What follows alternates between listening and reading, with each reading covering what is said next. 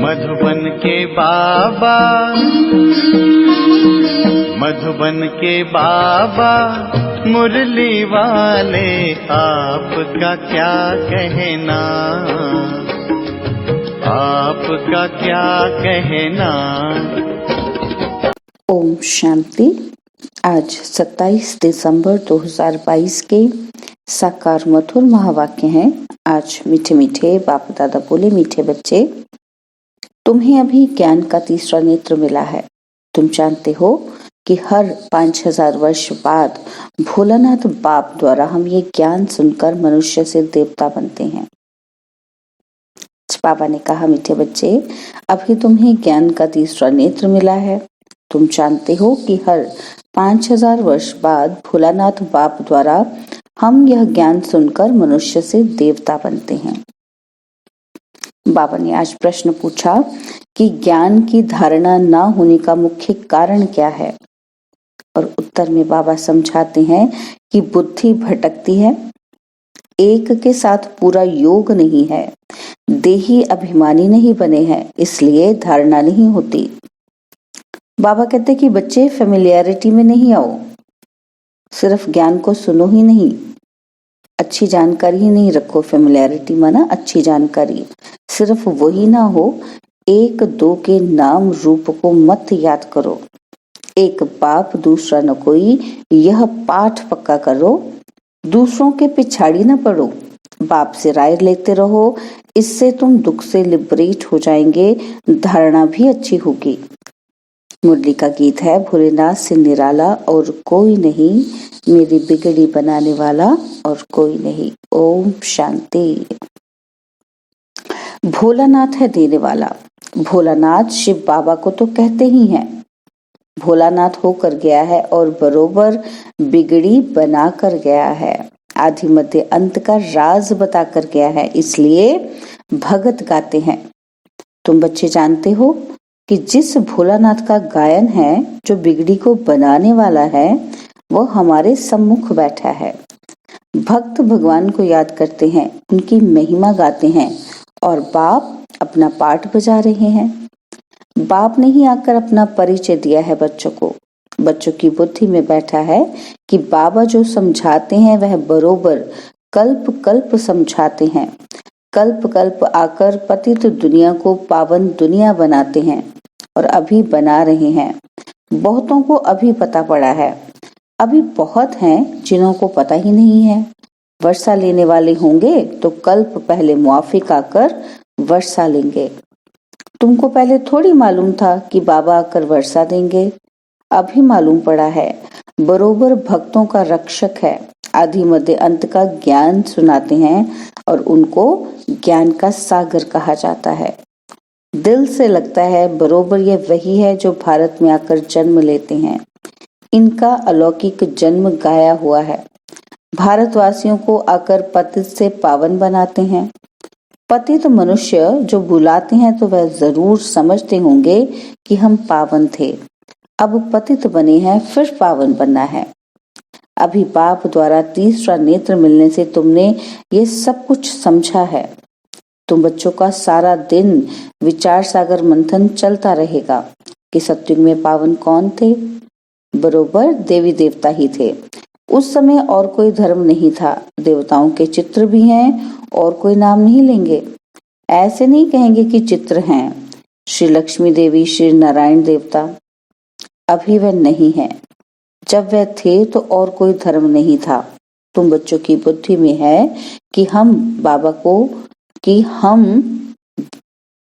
तुम बच्चों की बुद्धि में है कि बाबा हमको सत्य कथा सुनाते हैं। तो लोग कहते हैं ये ज्ञान तो हमने सुना ही नहीं है, क्योंकि उनको ड्रामा के राज का तो पता नहीं है। तुम कहेंगे ये तो कल्प कल्प तुम सुनते आए हो, तो क्या 5000 वर्ष पहले नहीं सुनाया था? फिर ये क्यों कहते हो कि आगे कभी नहीं सुना है? कल्प पहले जिसने सुनाया था उस द्वारा तुम अभी भी सुन रहे हो। अच्छी रीति समझाना चाहिए। तुमने तो 5000 वर्ष पहले भी यह ज्ञान सुना था। देवताओं को 5000 वर्ष हुए हैं। उन्हों को मनुष्य से देवता किसने बनाया? अभी भी वही बाप फिर से बनाएगा। 5000 वर्ष बाद फिर से बाप को आना पड़ता है, रावण द्वारा पतित बने हुए को पावन बनाने। History geography must repeat. यह भी समझ में आता है कि हिस्ट्री रिपीट होती है। सत्युग के बाद त्रेता चक्र लगाते हैं। अभी कलयुग का अंत है। एक तरफ विनाश ज्वाला खड़ी है और दूसरी तरफ बाबा यहाँ आए हैं नई दुनिया स्थापन करने अर्थ। ये वही महाभारत लड़ाई है। समझते हैं इससे विनाश हो जाएगा मनुष्य की दुनिया का। यह सबको समझ में आता है। पुरानी दुनिया का विनाश देखने में आता है। यह महाभारत लड़ाई 5000 वर्ष पहले भी लगी थी। कई लाखों वर्ष की बात नहीं है। यह भारत ही स्वर्ग था। इन देवताओं का राज्य था। यह सत्युग के मालिक थे। चित्रों पर भी अच्छी रीति समझाना पड़ता है, इसलिए ही यह लक्ष्मी नारायण आदि के चित्र बनाए हैं। यूं लक्ष्मी नारायण के चित्र तो भारत में ढेर हैं, फिर हम बनाते हैं क्यों? हम अर्थ सहित बनाते हैं। इनमें पूरा ज्ञान है। मनुष्य तो मूंझे हुए हैं, इसलिए समझाया जाता है कि सत्युग में इन्हों का राज्य था। बहुत थोड़े मनुष्य थे जो होकर गए हैं, वही फिर पुनर्जन्म ले पावन से पतित बनेंगे। यह दुनिया ही तमो प्रधान है, फिर पावन बनना है। समझानी तो बहुत सहज है। बाप कहते हैं, मैं तुमको 5000 वर्ष पहले की कहानी सुनाता हूँ। लॉन्ग एगो यहाँ इन लक्ष्मी नारायण का राज्य था। अब क्राइस्ट से 3000 वर्ष पहले सत्युग था। हेवनली गॉड फादर ने हेवन स्थापन किया था। भारत को कहते भी हैं कि प्राचीन देश है। इसमें गॉड गॉडेज राज्य करते थे। गॉड कृष्ण गॉडेज राधे कहते हैं। राधे कृष्ण लक्ष्मी नारायण सत्युग में थे और फिर राम सीता त्रेता में 5000 वर्ष का हिसाब किताब क्लियर है। जब उनका राज्य था तो बाकी सब आत्माएं मुक्ति धाम में थी। आत्मा तो अविनाशी है। आत्मा का कभी विनाश नहीं होता। ड्रामा भी अविनाशी है। आत्मा को 84 जन्मों का अविनाशी पाठ मिला हुआ है। इतनी छोटी सी आत्मा में सारा पाठ भरा हुआ है। ये कितनी वंडरफुल बात है। इसको ही कुदरत कहा जाता है। इतनी छोटी बिंदी और कितना 84 जन्मों का पाठ। 5000 वर्ष का पाठ उसमें भरा हुआ है, वह भी अविनाशी, जो रिपीट जरूर करना है। यह बड़े से बड़ी कुदरत है। परमात्मा भी बिंदी, आत्मा भी बिंदी, परंतु परमात्मा सुप्रीम है। आत्माएं तो सब एक जैसी नहीं है, नंबरवार हैं। पहले सुप्रीम शिव बाबा, फिर कहेंगे लक्ष्मी नारायण। ब्रह्मा सरस्वती को सुप्रीम नहीं कहेंगे। सुप्रीम तो लक्ष्मी नारायण है, फिर नंबरवार 1-2 के पिछाड़ी आते हैं। मुख्य गायन है देवताओं का। सबसे सुप्रीम आत्मा शिव बाबा की है और फिर सूक्ष्म वतन में ब्रह्मा विष्णु शंकर, फिर लक्ष्मी नारायण, राम सीता सब नंबरवार हैं। नाटक में भी एक्टर नंबरवार होते हैं, सब एक जैसे नहीं होते हैं। कहेंगे इनकी आत्मा सुप्रीम एक्टर है। ये पाई पैसे का एक्टर है। सबसे फर्स्ट क्लास क्रिएटर डायरेक्टर कौन है? करण करावनहार एक ही परमपिता परमात्मा है। अब तुमको सारे ड्रामा का पता पड़ा है। यह है बेहद का ड्रामा, नटशेल में तुमको बताया जाता है। झाड़ का यह देवी देवता धर्म है फाउंडेशन। फिर उनसे टालियां इस्लामी, बौद्धिक, क्रिश्चियन निकले हैं। यह है फ्लावर वाज होगा। झाड़ शोभता है ना? बाकी एक एक धर्म के पत्ते बैठ गिनती कर लो तो कितने होंगे? इस्लामी, बौद्धि सबके मठ पंथ गिने जाते हैं। शिव भोलानाथ ये ज्ञान सुनाते हैं। बाकी कोई डमरू आदि बजाने की बात नहीं है। शास्त्रों में जो आया सो लिख दिया, वास्तव में है ज्ञान की डमरू। इनको शंख ध्वनि भी कहा जाता है। शंख ध्वनि मुख से की जाती है। यह है ज्ञान की मुरली। ड्रामा के आधि मध्य अंत का राज पैट सुनाते हैं। आत्मा बिंदे मिसल है जिसमें सारा पाठ नूंधा हुआ है। वह क्रिएटर है, वो एक्ट भी करते हैं, अच्छा पार्ट वह लेते हैं। नंबरवार तो होते हैं ना। यह है ही एक बाप क्रिएटर और सब पुनर्जन्म में आने वाले हैं।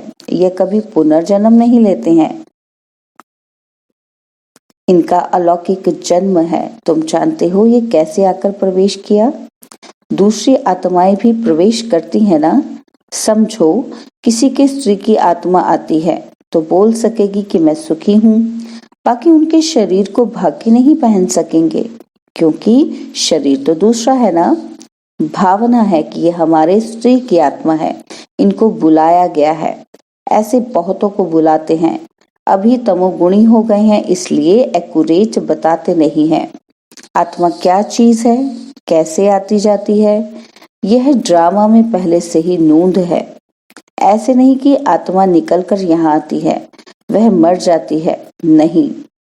बाप कहते हैं यह मनोकामना पूर्ण करने के लिए साक्षात्कार कराता हूँ, जो ड्रामा में नूंद है। सो होता है।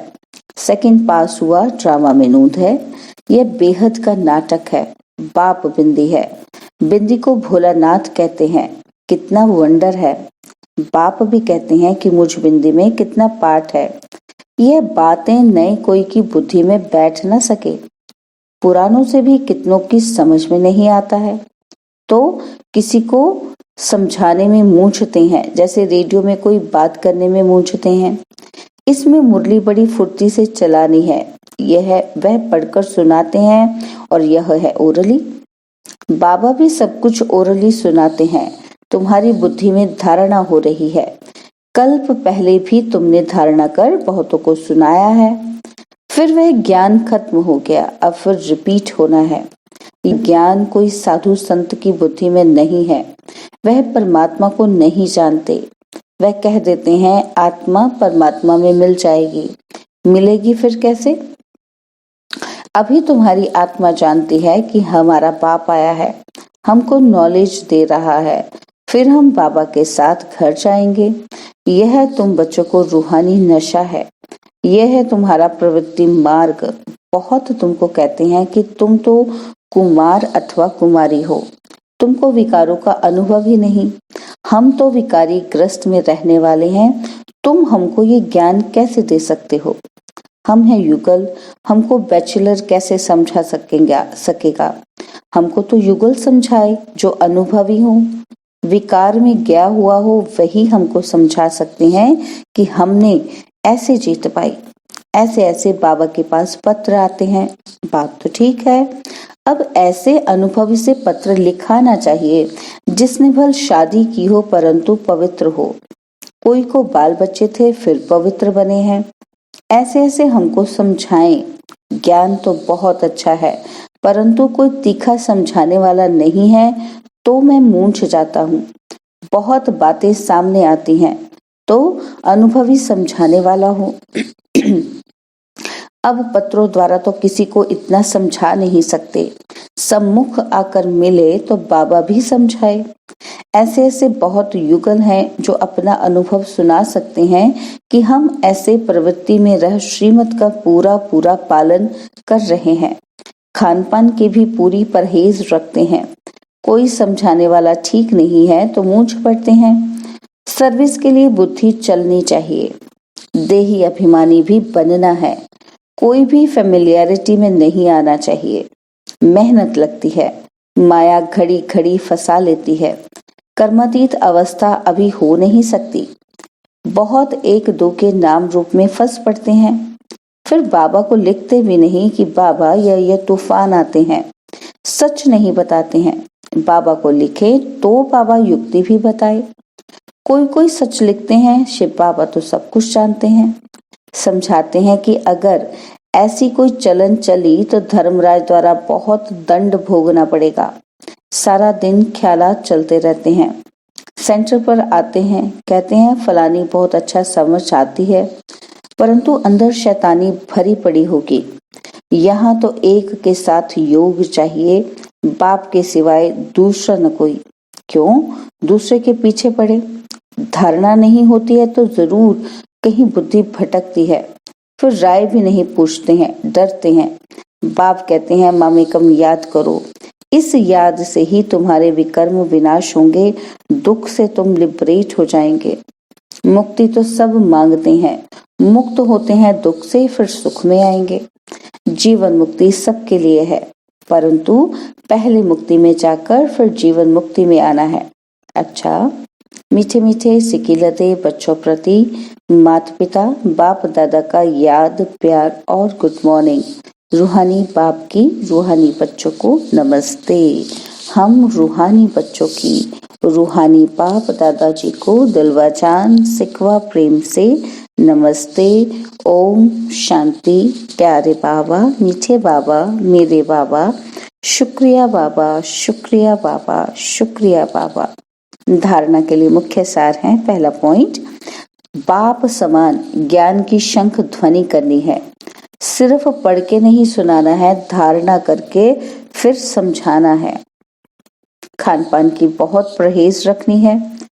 श्रीमत का पालन कर प्रवृत्ति में रहते हुए कैसे पवित्र रहते हैं, यह अनुभव दूसरों को सुनाना है। बाबा ने आज वरदान दिया, साधना व सल्वेशन के प्रभाव में आने के बजाय प्रकृति को दासी बनाने वाले विजयी भव।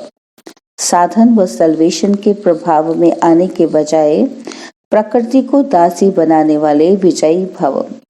कभी भी योगी पुरुष व पुरुषोत्तम आत्माएं प्रकृति के प्रभाव में नहीं आ सकती। आप ब्राह्मण आत्माएं पुरुषोत्तम और योगी आत्माएं हो। प्रकृति आप मालिकों की दासी हैं, इसलिए प्रकृति के कोई भी साधन व सल्वेशन आपको अपने प्रभाव में प्रभावित न कर ले। साधन साधना का आधार ना हो, लेकिन साधना साधनों को आधार बनाए, तब कहेंगे प्रकृति जीत विजयी आत्मा। स्लोगन है, एवर रेडी वह है जो हर घड़ी को अंतिम घड़ी समझ कर चलते हैं।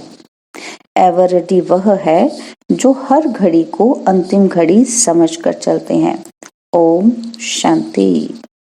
और अब यह एक बहुत अच्छी वीडियो भी जरूर देखें।